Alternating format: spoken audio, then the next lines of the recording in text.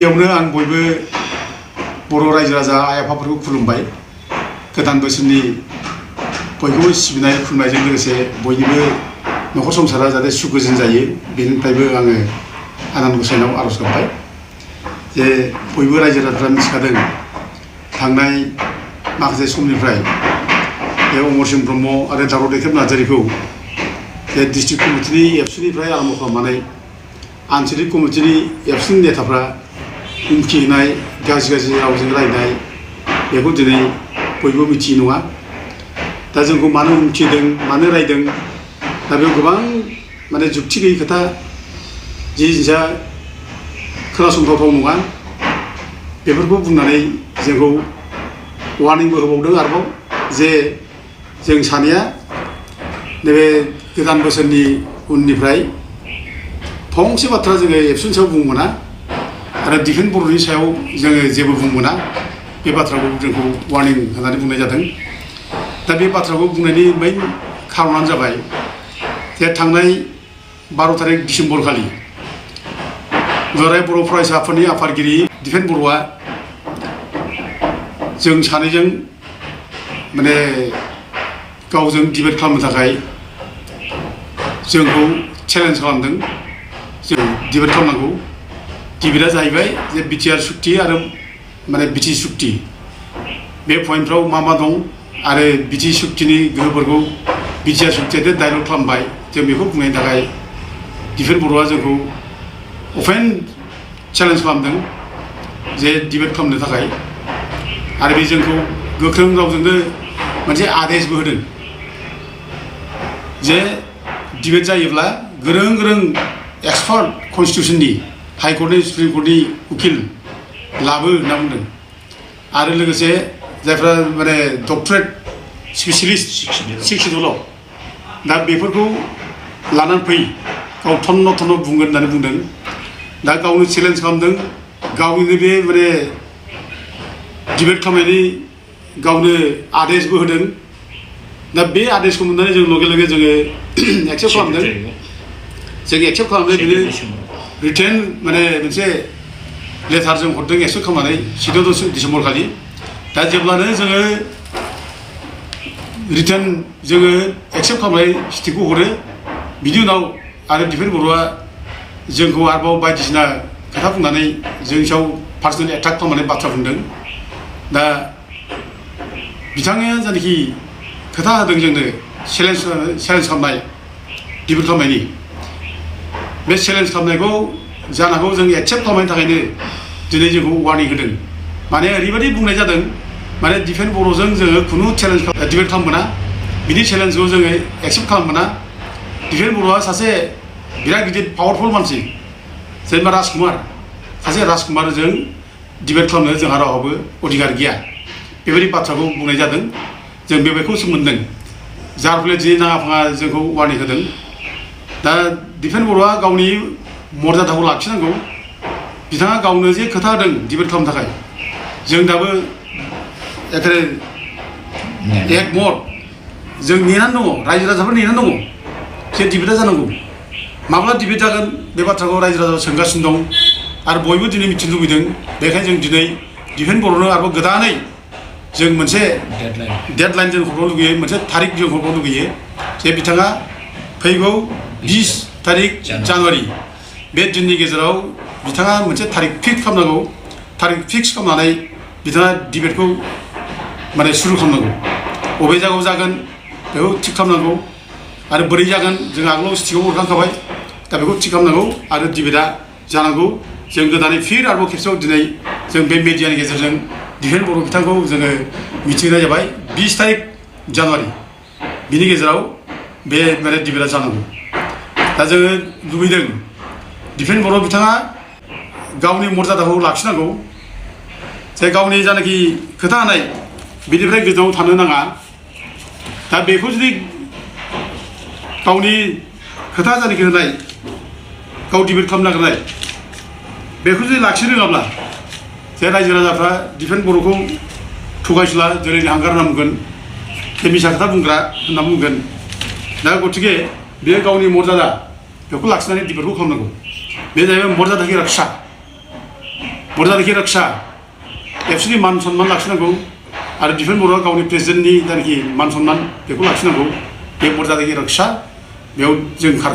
दिफेन बर'आ खारखोमानो नाङा जों आसा खालामो दिफेन बर'आ माने गावनि मर्यादाखौ लाखिगोन आरो एबसुनि मान सन्मान मान इज्जतखौ बासायगोन आरो लोगोसे जोंबो मर्यादाखि रक्षा जोंबो बे डिबेटआव जोङो प्राण जायैफोर बोसोन नाजायो जोंना बेसो आरोखि जोङो जिउ जोबनो हागौ जोंहा बे डिबेटखौ जोङो एक्सेप्ट खालामनो थाखाय आरो गोदान डेडलाइन हरनो थाखाय जों हयथ' गोबां वार्निं होनो हागौ सिगिनो हागौ लाइफ थ्रेटिं होनो हागौ दा जों बेखौ सिन्था खालामाखै जे जोङो प्राण जायैफोर बोसोन नाजायो जों जाखिनि खोथा होबाय जे डिबेटखौ जों जायनाखि एक्सेप्ट खालामबाय डिफेन बर'नि जायनाखि चेलेन्ज बेखौ एक्सेप्ट खालामबाय बेनि थाखाय जों गासिबो जोंनि माबाखौ जोङो माने नेवसार खालामनो थाखाय जों बावनो थाखाय जों राजि जानांगौ गनायनानै लागोन दा बेनि थाखाय जों डिफेन बर'नो दा बेखौ जों मिथिनाय जायो दा बेनि गेजेराव जों बुंबावनो लुगैयो दा दिनै डिफेन बर'खौ जों जायनाखि प्रश्न खालामदों बुंदों बेनि थाखाय जोंहा मा दाय जादों फालाय बेखौ जे जों प्रश्न खालामोना दा जों जि प्रश्न खालामदों गाव बुंनायनि सायावसो जों प्रश्न खालामदों बिथाङा बुंनो हादों जे माने बिटिसिनि 6 सिडुलआ डाइलुट जायाखै दा जों बुंबाय हादों 16था डिपार्टमेन्टखौ मानो लांखो बे बाथ्राखौ जों बुंबाय हादों 16था डिपार्टमेन्टखौ लांनाया 6 सिडुलनि पावारखौ खमायना होनाय जादों बे बाथ्राखौ जों बुंबाय हादों दा बेनि थाखायनो जोंनि गेजेराव माखासे गोरों गियानि मानसिफ्रा बे 16था डिपार्टमेन्टखौ हरनो नाङा होननानै पिआइएलबो होनाय जाबाय दा जोंनि मानगोनां पद्मश्री मंगलजों हाज'वारि आरो लोगोसे डक्टर दिननाथ बसुमतारी आरो सानसुमा कुमार बसुमतारी ओमफ्राय जोंहा जनलाल बसुमतारी आइआरएस खाम्फा बरगयारी चन्दन ब्रह्म आरो लोगोसे बर' जाथियाव खोब माने भिक्टिम फेमिलि होनब्ला अनजाथावथाव जोंनि अनजालि दैमारि दा बिथांमोनहा पिआइएल मोनसे केस होदों दा पिआइएल केस होनायनि उनाव दिनै लेटेस्ट जों दाखालि जोङो खबर मोनबाय जों नुबाय जे बिटिसिआ गावसोरनो केबिनेटआव मोनसे डिसिसन लानानै बे 16था डिपार्टमेन्टखौ लाबोनांगौ होननानै बिथांमोनहा डिसिसन बे डिपार्टमेन्टखौ लाबोफिननांगौ 16था डिपार्टमेन्टखौ बिटिसिआव फैफिननांगौ डिसिसन हरनो नाङा बे बाथ्राखौ दिनै गावसोरनो डिसिसन लाबाय दा जोंहा बेखौनो कुइसन खालामो डिफेन्सआव जे डिफेन्स बर'आ जे मानोथो अनादर बे जोंनि गुनि गियानि पद्मश्री मंगलसिं हाज'वारिमोननि फुथुलाखौ मानो सावखो बे अननाय जायाखै नामा बियो बिसोरखि गाज्रि खोथा बुंदोंमोन बिसोरखि बर' जाथि गाज्रि खामानि मावदोंमोन खहा जाथाव माबा मोनसे मावदोंमन दा दिनै बिथाङा बेखौ एक्सप्लेनेसन खालामना होनांगौमोन बुजायना होनांगौमोन जे पिआइएलखौ मानो होखो आरो पिआइएलआ मानो होदों बे मानि थाखाय डिस्ट्राक्टिभ जादों बेखौ डिफेन्स बर'आ क्लारिफिकेसन होनांगौमोन बेखौ होआखिसै दिनै बिथांमोननि फुथुला सावनो होबाय गुनि गियानि व्यक्तिफोरनि दा फुथुला सावनायनि उनाव नै दाना दाखालि बिटिसिआ जे 16था डिपार्टमेन्टखौ लाबोनानै आरो खेबसे डिसिसन लाबाय दा मा होननाय जाखो दे बे मा होननाय जाखो दा अब्ला जों दिनै बुंसै नामा जे डिफेन्स बर' नोंनि फुथुलाखौ जों दिनै सावनांसिगौ जों बेखौ दिनै बुंसै नामा जायनि थाखाय जों माने जोंनि गुनि गियानिफोरखौ नों फुथुला सावदोंमोन दा बेफोर प्रश्ननि थाखाय जों मानो दायनिगिरि जानांगौ आरो दिनै नोङो बुंबाय दं डिफेन्सआ जे डिसि एसपि बे माने बिटिआर सुक्तिनि पावारजों माने बिटिआराव फैजोब्बाय बिटिआराव डिसि एसपिनि पावारखौ हरबाय होननानै डिफेन्स बर'आ बुंगासिनो दं दा जों बेखौनो सोंदों जे बिटिआरनि अबे दफायाव डिसि एसपिखौ माने बिटिआराव बाहायनो मोननायनि सुक्ति खालामदों बेखौ बुंना हो जों बेखौनो डिफेन्स बर'नाव जोङो बुंबाय थादों दा बेखौ बुंब्लानो डिफेन्स बर'आ जोंखौ दाय होयो गाज्रि मोनो बोराबो दिनै जोंखौ माने वार्निं होयो मानो आरो दिनै बेल'थ' नङा दिनै गामि दानख'नाय बाथ्रा बिटिसिनि मोनखानाय गामि बेखौ दानख'नाय बाथ्रा दा जायनाखि गामि दानख'नो नागिरदों दा बे गामि दानख'नो नागिरनायाव डिफेन्स बर'आ गावनो माने बुंदोंमोन जे बिटिसिआव माखासे गामि हाबसनदों नाङै गामिफोर बेखौ दानख'नांगौ बे बाथ्राखौ डिफेन्स बर'आ गावनो बुंदोंमोन आरो बिनि उनाव गावनो बुंदों जेब्लानाखि बर'फ्रा जेब्ला 1150 गामि दानख'नांगौ बिटिसिनिफ्राय बर' थानाय गामिफोरखौ जेब्ला बुङो बे समाव नुबाय गोबां माने मेजरिटि माने एरियाफ्रानो बिटिआरनिफ्राय दानख'जागोन BTCनिफ्राय गोबां बर' गामियाव थांगोन BTCनि माने एरियानो थानाय नङा दा अब्ला बेखौ गिनानै दिफेन्स बर्डआ गावनो बुंबाय जे BTC दरलायसे गामि आं दानख' होआ दरथि गामि दानख'नांगौब्ला आंनि गोथैसाजों थांनानै दानख'नांगोन बे बाथ्राखौ दिफेन्स बर्डआ बुंबाय बेथ' बिराद गिदिर कुइसन जाबायना दफा नों मानो बाथ्रा बुंदो बेथ' गिदिर कुइसन बे कुइसनखौ जों खालामनांगौ सोंनो मोननांगौ आरो बेनि थाखाय रावहाबो दायनिगिरि जानो नाङा आरो लोगोसे नै दाखालि लेटेस्ट गावनो बुंबावबाय जे माने बिटिआरनिफ्राय गामि दानख'नायनि जानाखि एकर्ड बा लेरफ्लांनायसो होनना बुंबाय बेखौ लेरफ्लांसो अबर'खौ सन्तुष्ट खालामनो थाखाय दा नों नायदो बेफोर बिसिबां माने मर्यादा गैयै सासे नेतानि राव जागोन बियो बेथ' एखेबारे अननाय एखेबारे सासे नेतायाथ' बिदि बुंनो नाङा दफा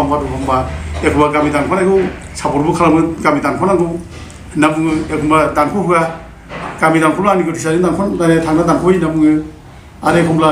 सुक्तियाव ओरैसो लेरफ्लादों होनना बुङो बे दफा स्टेन्ड बे एबसुनि प्रेसिडेन्टनि माने आखुआव बे समायथारासिबो दा जोंथ' बेखौ प्रश्न खालामखागोन रायजोआबो प्रश्न खालामगोन बयबो दा जोंनि बेखौ प्रश्न खालामनो थाखाय जोंहा दिनै माखौ गिनांगौ दं रायजो राजा माखौ गिनांगौ दं प्रश्नसो खालामनांगौ मिथिनांगौ दा जों प्रश्न खालामबा बेखौ क्लेरिफिकेसन होनो थाखाय एबसुआ सुजुग मोनगोन मानो बुंगोन दा दिनै बेनि थाखाय जों प्रश्न खालामनो थाखाय जोंहा गिनांगौ जाबाय दिनै सिगिजानाय एखे वार्निं होजानाय एखे जाबाय मानो जाखो बे एबसुनो सोर टिका होखो एबसुनो सोर एफा गिदिर पावार होखो जे दिफेन्स बर'आ कुइसन खालामजाब्लानो जाय कुइसन खालामग्रा बे गिनांगौ जानानै फैबाय एखे लाइफ रिक्स बिनि सायाव माबा मोनसे बुंब्लानो माबा मोनसे फिनजाथाय जायोब्ला एबसुआ दायनिगिरि जानाय नङा बेखौथ' गिथाव माने वार्निं बियो दा बे वार्निंखौ जोंहा खोरोमदाव औवारिया बुंनो हाबाय जोङो दाखालि दा माब्रै जाखो दिफेन्स बर'फोरनो बोरै टिका होखो फालाय फंसे खोथा बुंनो मोना फंसे बाथ्रा माने जों सोंनो मोना बे पावारखौ ओमफ्राय मोनखो दुखुनांथाव बेफोरो दा ओंखायनो जोङो दिनै माने गोदानै आरोबाव जोङो खुनु माने जेबो गिनाय जेबो माने साननाय गैयाजासे रायजो राजा मिथिनो थाखाय सैथोखौ जोङो दिहुननो थाखाय जों दिनै गोदानै आरोबाव डिबेट जानांगौ होननानै दिनै बुंफिननाय जाबाय 20 तारिखखौ लास्ट डेट होननानै दा बिनि गेजेराव सोरबा बायदि वार्निं होबावबा सोरबा जुदि जोंखौ माने माबा मोनसे लाइफनि बाथ्रा बुंब्ला जों बेखौ जेबो सिन्था खालामा जोङो मान सन्मानखौ जोङो लाखिनानै जोङो डिबेट खालामगोन आरो जोंनि थाखाय मान सन्मान देरसिन आरो जाथिया देरसिन जाथि बृहत्तर सार्थ'आव जों जे नंगौ खोथाखौ दिनै उद्घाटन खालामनांगौ नंगौ खोथाफ्रा इस्टाब्लिश जानांगौ नङै खोथाफ्रा दिनै साबसाइड जानानै थानो मोना सोरनिबा हुमखियाव सोरनिबा सिगिनायाव दिनै सैथोआ दिनै माने खोबथेन थानो मोना दा जों बेखौ लुबैयो दा गोबां बाथ्रा जोंनि सायाव बुंनाय जे दावराव देखायनो नाजानायजों अमरसिं ब्रह्मजों बे थार्ड पेजनि एबसुनि मुभमेन्टआव बहा दंमोन होनलाबायनाय बिसोर मा कन्ट्रिबिउसन दं होनलाबायनाय बेफोरो दा बेफोर एक्चुवेलि खुनु जुक्ति गैया बुंनाय बाथ्रा दा थार्ड पेजनि एबसु मुभमेन्टआव गोबां रायजो राजा डनेसन हरदों जोंहाबो जोंनि न'खरनिफ्राय गोबां साख्रिआवला दं बिसोरबो मासिक फैसा हरदों दा अमरसिं बिथाङाबो बिदि हरदों बेबो गावनि 2000 3000 4000 फैसा हरदों बिनि न'खरनि फेमिलियावसो दं बिसोरबो हरदों मानो कन्ट्रिबिउसन गैया जाखो आन्दलनाव डाइरेक्ट बाहागो लाबाल' बे कन्ट्रिबिउसन होनाय जायो नामा बड'फा उपेन्द्र ब्रह्मआ जेब्ला माबायाव थायो दिल्लीयाव जेब्ला फार्स्ट टकनि अखानायै बे अशक जात्रिबासाव बे रायदों क'क्राझार डिस्ट्रिक्टनि एबसुनि नेताफोरखौ रायदों बे समाव क'क्राझार डिस्ट्रिक्टनि एबसुनि नेताफ्रा मोनसे डिसिसन लादोंमोन जे फरायनाय मानसिफ्रा फैफिननांगौ आन्दलनाव बाहागो लानांगौ साख्रि थांनो मोना फैफिननांगौ ओरै डिसिसन लादोंमोन दा उपेन्द्र ब्रह्मआ बेखौ खोनानानै वार्निं होदों जे हवाइ जिलासि एमं दा ब्रादार्स होनना बुंदों बियो गावजों गाव बिदा फंबायजों मानो हिंसा आन्दलना जाबाय थागोन जोंनि गेजेराव लेखाबो फरायनांगोन लेखा गोरों जानांगोन सोरबा डक्टर इन्जिनियार जानांगोन सोरबा IAS IPS अफिसार जानांगोन सोरबा साख्रि लाहैनांगोन बेयाव मानो साख्रि लानो मोना फरायनो मोना मा खोथा बेलाय आंनि माने आं बिदि जेनेरेसन खालामनो लुबैयाखै आइ वान्ट गुड जेनेरेसन ओरैनो बे बुंदों आरोखि वार्निं होदों बियो आरो आंनि बबिजोरखौ आङो माने बयजोंबो क्रिटिसाइज खालामजानाय बयजोंबो रायजानाय आं बेखौ लुबैयाखै बे बाथ्राखौ बुंदों दिनै जोंना गोदानै जोंना एबसुनि सेंग्राफ्रा बुंनो नागिरो माखासे नेताफ्रा जे माने थार्ड पेजनि एबसु मुभमेन्टआव बहा दंमोन आरो साख्रि लानाय मानसिया एबसु गारनो माने बे एबसुनि आन्दलनाव फैनानै बाहागो लाफैनांगौ नामा खत्थ' मोजां मोजां मानसि दं जायफ्रा कन्ट्रिबिउट खालामदों जायफ्रा हेल्प खालामदों खबर लादों जोंनि बड'फानि आन्दलन समाव जोंना आदा रन्जित शेखर मुसाहारि जाय माने CRPनि जाय माबामोन बे IGP मोन बियो बे जोंनि न'आव उपेन्द्र ब्रह्मखौ लोगो हमनो थांबाय थायोमोन मोनानि 11टा गाहामसिम थाङोमोन बियो अखा हाब्लाबो साथा गंसे रे अखा सिजानो थाङोमोन बियो ड्राइभार लानानै थाङोमोन उइदाउट सिकिउरिटि दा बेयावबो बिराद कन्ट्रिबिउसन दंना बे साख्रिखौ गाराखै बियो होमब्लाबो जोंनि माने आन्दलना जाफुंदों बेनि थाखाय बे खबर लाहैदों बेफोर कन्ट्रिबिउसन जायाखै नामा आंनि खोथा बुंबाथ' आङो बे आन्दलनाव आङो खनब्रै खनबा बिदिनो ओंखारफादों पिपुल्स जइन्ट एक्सन कमिटि जायनाखि धरना बेयाव आं थांदों ओमफ्राय जेब्ला एबसुआ रेलि खालामो केन्डेल मार्च खालामो बे ट्राइबेल 6 जन गस्टिखौ ट्राइबेल होननानै बेयाव प्रटेस्ट खालामनानै आंबो बेयाव बाहागो लाफादों आरो एबसुनि खनबाजों आं थांफाबावदों थांदों खिन्थु दुर्भाग्य मा बे एबसुनि जायनाखि माने माबामोन थार्ड फेजनि मुभमेन्टमोन बे प्रक्सि मुभमेन्टमोन बे थगायनाय मुभमेन्ट दा नोङो आन्दलन खालामदों ओरैहाय फारसे बड'लेण्डनि जों जेब्ला इलेक्सन फैयो नोङो एखेबारे नोङो PGDनो भट हो UPPLनो भट हो बेबायदि मोनसे आन्दलन एबसुनिफ्राय फैबाय आन्दलना बेसो जानाय भट होनायसो आन्दलन एबसुनि फ्लेग लायै दिनै माने इलेक्सनाव बाहागो लानाय दा बेफोरखौ जों नुनानै जों बोरै बाहागो लानो जों बुजिखादों बे आन्दलना माने थगायनाय आन्दलन प्रक्सि आन्दलन आरो नोङो बे माबा 2014आव 26 फेब्रुवारि 2014आव भारत सरकार नरेन्द्र मोदी दैदेननाय माने NDA सरकारा मोनसे प्रप'जाल होदोंमोन बे रिटायार्ड हम सेक्रेटारि GK पिल्लाइखौ दायथ' होदोंमोन वान मेन कमिसन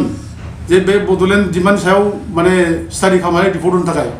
दा बेखौ उरखावग्रा ब्रह्मनि नेतृत्वआव फैहोआ इभेन बन्द खालामनानै लामा टायार सावनानै GK पिल्लाइ गो बेक नै दा बेसेबां गिदिर बे बिट्रि खालामनाय जागोन बियो बड'लेण्ड रायजोनि माने जायनाखि प्रसेस बे प्रसेसखौ बेंथानाय जाबाय होबथानाय जाबाय बे थगायनाय जायाखै दा गथिखे जों बेफोरखौ नुनानै बे आन्दलना प्रक्सि आन्दलन बेखायनो जों सापर्ट खालामनो हायाखै आरो मा जाफैयो फैनानै जेब्ला एकर्ड जाबाय मा खालामखो एकर्डआ दिनै नों बड'लेण्ड रायजो नांला जोंनो होननानै लिरना फैबाय बेनोथ' प्रमान दा गथिखे बे बड'लेण्ड नोंसिनि थार्ड फेज मुभमेन्टआव ओंखारनायनि थाखाय जों रावबो दायनिगिरि नङा भाग्यआ मोजां जों रावबो ओंखारलायाखै जों ओंखारनानै भुल खालामदों जायनाखि एफानाय ओंखारदों बे भुलसो जादों ओंखारनो नांगौमोन बे ओंखारनाया भुल जादों दा बेखौ माने जों दिनै बुंनो हायो आरो दिनै माने दावराव दैखां नार्जारिया मा कन्ट्रिबिउसन दं मा अबदान दं लाबोदों आं बुंनो लुबैयो बे एबसुनि जायनाखि अफिस बानायनाय अफिसफोर बेखौथ' जोंनो सोरजिदों आरो जों बे टेङापाराव जायनाखि एबसु अफिस बानायनाय सोरजिबाय बेखौथ' आं सोरजिदों बधय आंनि नामाव दंमोन दाबो बे हानि नाम बेथ' प्रमद बर' सोरजिनाय नङा डिफेन्स सोरजिनाय नङा आरो बेबायदिनो बागानसालिनि जायनाखि एबसु अफिस बे सोर बानायनाय बेथ' जोंना सानथुमा कुमार बसुमतारी ओमफ्राय आंनि अन ब्रादार जलधन नार्जारि बिसोरनि नेतृत्वआवनो जादों आरो जोंनो सहाय होदों बेखौ अब्ला जोंहा मा कन्ट्रिबिउसन गैया बेंगल स्टेट एबसु कमिटि दाहैनाया सोर दावराव दैखां नार्जारियानो दाहैदों बेयाव जोंहा माने मानगोनां बेंगलनि BCS बेंगल सिभिल सार्भिसनि बे समाव BDOमोन आदा कलेन्द्र मुसाहारि जाथिनि बिराद सेन्टिमेन्ट गोनां मानसि बिराद मोजां मानसि दा बेनो सहायदों बिनि सहाय लानानै जोङो बेंगल स्टेट कमिटि जादों आंहा मा एबसुआव कन्ट्रिबिउसन गैया जाखो आरो मेला दं मख'लांजोबनो हायो जों मा मावदों मा मावाखै दा आं मोनसेल' प्रश्न खालामनो लुबैदों जेब्ला नबसरनिया ट्राइबेल नङाफ्रा माने ट्राइबेल सार्टिफिकेट लानानै MP जालांबाय जोंखौ लासिं सिं खालामबाय जोंनि माने मोखां साजों बे माने दिनै एखे आरामसे MP जानानै जोंनि बेरेखा बुंबाय थाबाय दा बे समाव दिफेन बर'मोनहा बहा थैनानै दंमोन फालाय बहा एभिडेन्स दंमोन बेखौ प्रटेस्ट खालामनो बेखौ बिरोधि खालामनो मा खालामा नोंसोरलाय मानो बे बिरोधि खालामाखै मानो प्रटेस्ट खालामाखै बेखौथ' खालामनांगौ लासिं सिं नोंसिनि बेंगलावनो MP जालांबाय जेबो बुङाखैब्लाबो खिन्थु बेखौ दावराव दैखां नार्जारिया लोगो लानानै जनजाति सुरक्षा मन्थ्रि जानानै केस होदों सरनियाफोरनो सार्टिफिकेट होनायखौ लानानै जों केस होदों दा बे केस होनायाव दिनै जोंखौ मा होनबाय दिफेन बर'मोनहा थाखा खांना जादों होनबाय दानिया बे गामिनि बे आनसलिक कमिटिनि सेंग्राफोरखौ बुंनो थिनबाय थाखा दावराव दैखां नार्जारिया फैसा खांना जादों नबसरनियानि केस होनायाव डेस्ट्राक्टिभ एथ' नङै खोथा बुंखायोना जोङो नबसरनि केस होनायाव पार्सनेलि आंहा बिराद फैसा थांदों आं बुंनाय जायो रायजोफ्रा गाज्रि मोननो नाङा आङो आधा बिघा हा फाननांदों बेखौ मिथिनाया मोजां आं मिथिनो थाखाय बुंनाय जाबाय आरो दिनै नबसरनि केस होनायाव जों दिनै जुजिथाब दिनै जोङो बे सार्टिफिकेट केसाव सार्टिफिकेट होदोंमोनब्ला माबाफोरनो सरनायाफोरनो होननानै हाइकर्टआबो अर्डार होबाय आरो WPDBCआबो दिनै माने सरनायाफोरनि सार्टिफिकेट होनायखौ उइद्र' खालामनानै लाबाय दा नबसरनि सार्टिफिकेटआ इनभेलिड जाबाय सोलिला रायजोफोर এইবার नबसरनिया MP दारायनो मोनलिया बे दारायनो हालिया बे रोखा जाबाय बाथ्राया जादों मा बेनि MP दाननांगौ बेनि MPखौल' दानाखै दानथ'नांगौ दा दानैखायनो जों आरोबाव बेखौ हाइकर्ट थोननायावबो दानैखाय हाइकर्टआ दाननो थिनखाबाय दानैखाय जोङो दा आरो मोनसे माने कन्टेम्प्ट केस बावबाय जनरलाल बसुमतारी नामावनो कन्टेम्प्ट केस होदों दा बे केसा सोलिगासिनो दं हयथ' बे केसा माबा जोबब्लानो बिनि MPसो थांगोन आरो जेब्ला MPसो थांगोन अब्लानो बिनि जानाखि बेथन जानाय मानाय इसिबां गभर्नमेन्टनि बेनिफिट लादोंमोन बे गासैबो रिफान्ड खालामजोबनांगोन बे गासैबो दा बे फरजायाव दं रायजोफोर खिन्थु बाथ्राया सैथो बाथ्रा बेनो बे MP दारायनो हाला बिनि सार्टिफिकेट इनभेलिड जाबाय दा बे दा अब्ला जों बोरै माने जोंखौसो सोङो मा खालामना दावराव देखायनो नाजादोंना जाथिया जेब्ला अलखद जादों बे समाव जोङो जाथि जानानै गाबथादों जाथिनि थाखाय आवाज होदों रायजो राजा बेखौ मिथिगासिनो दं दिनै ट्राइबेल बेल्ट ब्लक बादि एफा गिदिर इस्यु बे जों ट्राइबेल हाखौ बुंग्रा सेन लाजोब्बाय बेबादि इस्युनि थाखाय जों नांसोमथारनानै दिनै जोङो माने बेल्ट ब्लकनिफ्राय होखारनांगौ बिदि मोनसे बिथोनबो जोङो मोननो हाबाय दिनै दा जों होखारनांगौल'सै बिटिआरआ होखार सरकारा प्रमद बर'मोनहा होखार दिफेन बर'मोनहा लोगो ला होखारनांगौ होनना बुं मानो फंसे खोथा बुङा जोंथ' एथ'बां जुजि दिनै बे ट्राइबेल बेल्ट ब्लक हाखौ उद्धार खालामनायनि थाखाय जों दिनै हाइकर्टनिफ्रायबो बे रोखोम मोनसे अर्डार जों मोननो हाबाय होखारनांगौ होननानै दा दिफेन बर'मोनहा मा खालामथा बे जाथिनि इस्युआव आरो दिनै बावैसो दाखालि डेलिमिटेसन खेथ्रआव डेलिमिटेसनाव नोङो MLA सिट होबाय नोङो 15था BTCआव MLA सिट 15था होनायनि गेजेराव माथ्र नोङो 6थाल' रिजार्भ दोनबाय अथ'च कनस्टिटिउसनाव बे जेसेबां माने MLA सिट बानायो बे MLA सिटआ रिजार्भ जानांगौ ट्राइबेलफोरनि थाखाय दा दिनै दिफेन बर'आ जेबो बुङाखै सिरि साइलेन्ट बमा गमा रंजाबाय एखेरे जोंनि माने खोथाखौ माने इलेक्सन कमिसना मानिबाय ओरैनासो रंजाबाय बिसोरो आरो दिनै MP सिटआ दिनै मोननैबो रिजार्भ जानांगौ जोंना उदालगुरि क'क्राझार रिजार्भ जानांगौ बेवबो जेबो बुङाखै बमा गमा रंजाबाय दिनै उदालगुरि दरं मोनसे समस्ति बानायनानै दिनै बे माने 6था मोनसे MLA सेगमेन्टखौ BTCनिफ्राय बुखावनानै BTCनि बाउन्डारिखौ थेर बेथेर खालामनानै दिनै दरं उदालगुरि मोनसे MP सिट बानायना होबाय दानि बेखौथ' बुंथारनांगोन मानो बुंदिया जेबो बुङाखै साइलेन्ट सिरि अब्ला जाथिनि सेन्टिमेन्ट दं होननानै नोंसोर बोरै बुंनो हायो जाथिनि मावगासिनो दं होननानै दिफेन बर'आ बोरै क्लेम खालामनो हायो बेथ' जाथिनि भाइटाल इस्यु दस्रा इस्युनिफ्राय बे देरसिन इस्यु बियो बे इस्युखौ नों मावनो हायाब्ला नों ओरैनो खुगाजोंल' बुंबाय थाना मा जानो दा दिनै बेखौ जों केस होदों बे अमरसिं बिथां जों लोगो लानानै ज'नो आरोबाव बर'फोरनि गुनि गियानि मानसिफोर लोगो लालायनानै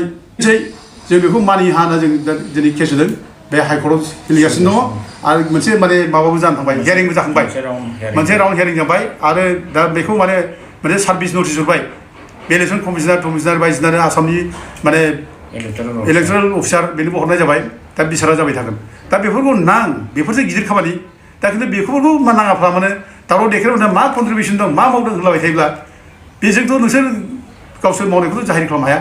बा जोंनि क्रेडिटखौ जोंनि मान इज्जतखौ नोंसोर खथिबो खालामनो हाया रायजोफोरा नुगासिनो दं बुजिगासिनो दं आरो दिनै बेल' मा बुंनो आंबो अनेक मावनाय एग्जाम्पल थायो आं आरो मोननैसो बुंहरदों बे बड'लेण्ड इउनिभार्सिटि जानाय खोथा आं बेखौ मोनसे रायजो राजा मिथिनो बुंनो लुबैदों बड'लेण्ड इउनिभार्सिटि जानाय सिगां जोङो मानगोनां दा जोंनि पद्मश्री डक्टर मंगलसिं हाज'वारिजों आंजोंनो बुंनो थांबा सानैजोंनो मेइन रल लादों जोङो AGPनि मन्थ्रि इडुकेसन मन्थ्रि थानैसो बर'जों रायज्लायनानै बेयाव गुवाहाटी इउनिभार्सिटि क'क्राझार केम्पास जों लाबोदों क'क्राझाराव गायसनफैजेनदों क'क्राझार कलेजाव ओमफ्राय बेखौ जों उनाव देबरगावआव लांदों दानि जायनाखि बड'लेण्ड इउनिभार्सिटि जादों बेयाव जों लांदों हाखौ आंनो रायज्लायना होदों जायगानि मानसिजों रायज्लायनानै जोंनो बेयाव लांदों दा बेखौ जोंना उरखाव उग्रा ब्रह्ममोना बै समाव एबसुआ बा जोंनि बै समनि MLA एबसुजों सापर्ट खालामजानाय MLA बिसोर जोंनो नाङा जों बेखौ मानो नांगौ जोंनो सेन्ट्रेल इउनिभार्सिटि नांगौ होननानै बिथांमोना अप'ज खालामदोंमोन थेवबो जों जर जुलुम रायजो राजानि बयनिबो सापर्ट लानानै जों डेभेलप खालामहैदों दा दिनै बेसेबां महर मोनखो दिनै बिराद मोजां बे माने बड'लेण्ड इउनिभार्सिटि महर मोनबाय बे जोंनि थाखाय गोग्गाथाव जाना जायाखै बेलाय मोनसे केम्पासनिफ्राय दिनै बड'लेण्ड इउनिभार्सिटि जाहैबाय बे बेसेबां माने जोंनिफ्राय गुरुब बाथ्रा बे जों मोजां मोनो गोसोआव आरो बेफोरखौ जों मावनानै माने जों साक्सेस जानायखायनो जों बांसिन थुलुंगा मोनो बांसिन जों जाथि मावनो लुबैयो आरो बेल' माने बे बे स्टेडियाम SAG जेराव माने ISPL जादोंमोन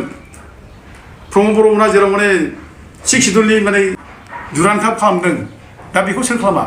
बे क'क्राझार डिस्ट्रिक्ट स्पर्ट्स एस'सियेसननि मानसिफ्रा गासिबो मिथिगौ बे मागुराम बालारि आदा माने जा सिमसन मुसाहारि बिसोर सोंबानो मोनो जों ज' लोगो लानानै आंनि इनिसियावनो बे जाफैबाय बिसिबां मोजां बाथ्रा बे आरो बेथ' बिराद मोजां माबा बेयो बे सेन्टारा ट्रेनिं सेन्टार गथ'फोरनो बे जायगायाव माने थानाय जानाय माने माबा होयो सरकारा फ्रि थानाय जानाय फरायनायनि स्कलारशिप होयो बिसोरनो बेबायदि मोनसे एफा गिदिर मोजां स्किम बेनिफ्राय मा नांगौ मेरला बानायनाय दं आरो बेल' मानो आं बुंबावसै आरोबाव बे माबानि 91आव जों माने music and fine arts college जों खुलिजेनदों फार्स्टआव क'क्राझाराव दानि जानाखि music and fine arts college जों बानायजेननाय बे 91आव जों बेखौ सालायनो थाखाय जोङो बे गंगा सिनेमा हलनिफ्राय जों प्रत्येक टिकेटआव सारेना फैसा लानानै जोङो माने टिचारफोरनो जों बेथन जों होयोमोन जों बानायनाय बे दिनै बेसेबां मोजां माने मोनसे गभर्नमेन्ट कलेज माने गभर्नमेन्ट माने मिउजिक कलेज जाबाय बे जोंनि थाखाय बेसेबां गुरुब बाथ्रा दा आं बेयावनो मोनसे खोथा बुंदेरनो लुबैदों जों जेब्ला बे कलेजाव प्रिन्सिपाल हिसाबै Kokrajhar music and fine arts कलेजनि प्रिन्सिपाल अदालगुरिनि बिरेन बर' बेखौ लाबोयो जोङो प्रिन्सिपालमोन बे दा बे बर'खौ माने NDPनि माने अर्गानिक सेक्रेटारि होननानै बेजों रायलायनांगौ होननानै बेखौ लांदों सिम्बोरगाव उरखाव गोरा ब्रह्ममोनहा रायलायहैदों दुर्भाग्य दिनै बे समनिफ्रायनो बे मानसिया दिनै रिटार्न जायाखै आरोखि गोमाबाय बबाव गोमाखो दिनैसिम बे गैया दा दिनै बेखायनो बेखौ सोंनांसो माने उरखाव गोरा ब्रह्मनावसो दिनै सोंनांगौ बे मानसिखौ नुबाय बायदों नामा बबाव थांखो मानसिया नोंसोर रायलायनायनिफ्राय बबाव गोमाखो दा दिनै बेखौ बिथांमोनासो बुंनांगौ दिनै दा बे जोंनि अबदान बेयो जों बेखौ दिनै बुंनो हायो एथ' मोजां जों सृष्टि खालामदों आरो मोनसे खोथाखौ आं बुंबावसै आरोबाव बे बड'फानि जानाखि माबा बानायनाय दानि जानाखि थुलुंगाफुरि बिनि बाउन्डारि वाल बानायनाय गासिबो बे खुनु फैसा गरसे रावनिबो नाङाखै जों लायाखै जा फैसाबो गैखाया बे जायगानि एरियानि रामफलबिल एरियानि सेरफांगुरि एरियानि आइआफा रायजो राजाखौ लानानै जोङो अन्थाइ रोगा बै पाटगावनि आथियाबारि पाटगाव बल्डार रोगा बे वालखौ जों बानायदों गेलेफुनिफ्राय सासे मिस्ट्रि लादों गले होननाय बेखौ लानानै जों बे वालखौ बानायदों आंनि इनिसिटिभआव बानायदों सानफ्रामबो जों अन्थाइ रोगाजों रायजोफ्रा सोलाय ट्राक भारा जों होनो हायाखै ट्राक भारा माने ओरैनो जों बिथ'लायनानै जों बेखौ मावनाय जादों आरो बेनि थाखाय जोङो माखासे माने माबानि फ्लाड कन्ट्रल डिपार्टमेन्टनि इन्जिनियार बिश्वास होननाय ओमफ्राय समिर घोष मोननाय ओमफ्राय जोंहा जों माने सुसिल बसुमतारी होननाय ओमफ्राय रुबिन बसुमतारी होननाय दिनै बिसोरनि कन्ट्रिबिउसनाव बेखौ जों साक्सेस खालामदों मावफुंदों दिनै बे जोंनि खालामनाय बेखौ दुर्भाग्य आं बेखौ बुंनो सानदों दिनै सुसिल बसुमतारीया बेसेरा जाय सुसिल बसुमतारीया बड'फा उपेन्द्र ब्रह्मनि बाउन्डारि वाल बानायदों बे बानायनायाव बिसोरो सिमेन्ट बानजोबदों गासिबो जेसेबां नांगौ बिसोर होजोबनाय दिनै दुर्भाग्य बे सुसिल बसुमतारीखौ NDPनि माने फैसा हरग्रा होननानै गावथारबाय मानो गावथारखो NDPनि फैसा हरग्रा होननानै सुसिल बसुमतारीखौ गावथारबाय मानो गावथारखो दा दिनै बै समावथ' माने एबसु BLT ज' जालायनाय NDPजों जुद्ध नांग्रामोन आरो बेयावथ' गोख्रों माने BLTनि माने माबा होनब्ला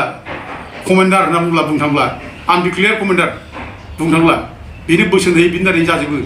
उरखावग्रा ब्रह्मआ बै समाव दंमोन बेनो दा दिनै बिथांमोना फोरमायना सोर गावथारखो मानो गावथारखो बेफोर दुखुनांथाव बाथ्रा दा दिनै जों बेफोर कन्ट्रिबिउसन जोंहा दङ गोबां दङ जोंहा बुंनांगौ आं दिनै बेफोरखौ बुंनो लुबैया आरो जों गावखौनो गाव दुगा होननानै आं बेखौ बुंनाय जायाखै दा बिसोर जे बुंबाय थायो खोनासंथावा मुथावा होननाय बेनि थाखाय बे रिप्लाइखौ होनाय जाबाय दा जिखि दा जाथों